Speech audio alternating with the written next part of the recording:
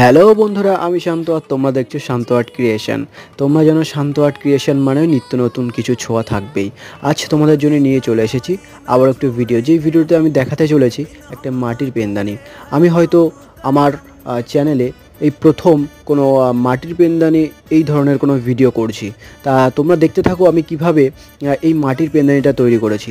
আমি চেষ্টা করেছি প্রত্যেক জায়গায় নিত্য নতুন কিছু ছোঁয়া দিতে। ঠিক তেমনই আজও তোমাদের জন্য নিয়ে চলে এসেছি নিত্য নতুন ছোঁয়া দিয়ে একটা মাটির পেনদানি। তা এই পেনদানিটা করতে দিয়েছিল আমার এক স্টুডেন্ট তার কিছু প্রজেক্টের জন্য, সেই কারণেই আমি এই প্রজেক্টটা আমি করছি।